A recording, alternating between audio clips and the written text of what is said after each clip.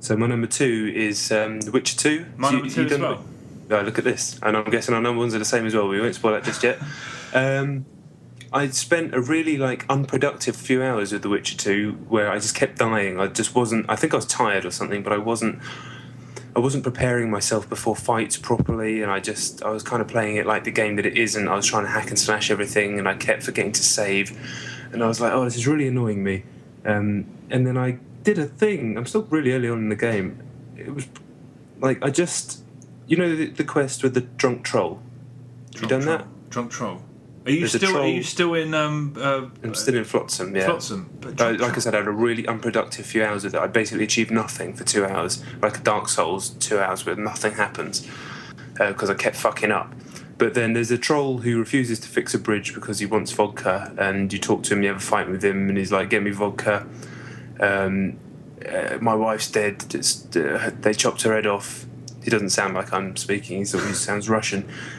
So you have to go and find out what happened to his wife. And so the first thing I did is I thought, well, what would I do if I was actually in this ridiculous situation? I go to the pub and find my boys that I know are probably in there. So I went in there, and the dwarf's in there, so I went and talked to him. And one of the options is that you can ask him, have you heard anything about this? And you have a conversation about it.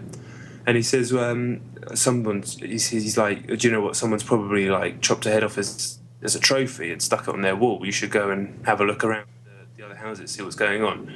So I was like, well, that was cool. So the first place I went to was another bar, or it might have been a brothel, I'm not sure. And there's people in there getting pissed, soldiers with that other main bloke, Vern. So I ended up having arm wrestling things with these soldiers and getting smashed drunk, and then forgetting exactly about everything that I was supposed to be doing with that quest. And then you wake up and you've got no clothes on and you're hungover and you've got no swords, and someone's there and you're in the street, and the line was this guy's trying to talk to you, and the Witcher just stops him and goes, listen, I'm a Witcher and I'm massively hungover right now. And I was just that is one of the most organic things that's ever happened to me in a video game. This felt like not real life, because the whole scenario is ridiculous, but it was like that you could see that happening. You're getting sidetracked, getting pissed, forgetting about exactly what you're supposed to be doing. I was like, that's brilliant. Fuck. So yeah. that brought me back round. I was like, that's just superb. There's a quest in Skyrim where you get pissed and you lose everything and wind up somewhere, but that's something you have to go and activate, and it's a bit more calculated. It's still a brilliant quest, but this just felt like if I'd never been in that room, this wouldn't have happened, and I could have just gone about my business in another way. But now I'm on a completely different path because of really natural stuff that really fits with my character in the story. Like he would do that if he got all these soldiers were getting rowdy and doing a bit of arm wrestling. He'd do that. This guy, he'd get involved. So yeah, I was really impressed by that. Fuck yeah, that sounds great. I don't think I did that mission. I might have moved out of Flotsam before I had the chance to do it, but it rings a bell. So if it was in the original, I probably did it on the PC. It's made. I don't know. It's probably because I predominantly play consoles more than I do on the PC. It's grabbed me so much more. I mean, I loved it. It was when I did my top 10 of last year. It was at number 9 or 10, I think. But this is it's so good. I'm loving every second of it. Although the worst bug from the PC version, which fucked me over when I played that, also is on this one, where you can't meditate, so you can't do any spell. You can't create any spells and stuff like that. And there's nothing you can do about it. I mean, I was just walking around trying to do anything. It's not like you need to be away from enemies, you need to be by a fire. Any of that stuff was covered. It's just that it's a break in the game. And I remember it happened to me on the PC. It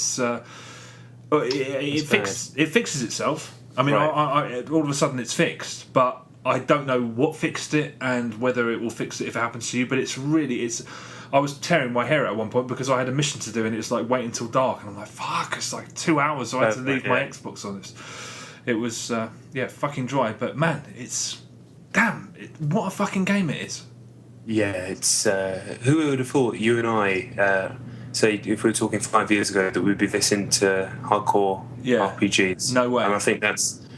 maybe it's us getting a bit older and a bit more tolerant of certain things, but I think it's the genre, and I talked about it before. I really think it's just moving and becoming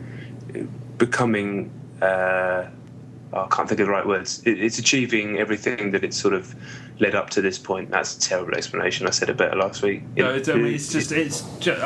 can't even find the words. I dare say it's the best. Proper challenging adult gaming. Yes, and it's for grown-ups. Yeah, just like Sopranos and The Wire. Yeah, it's fantastic. And Game of Thrones, obviously. Long live it. May there be a Witcher 3 in like 5 minutes.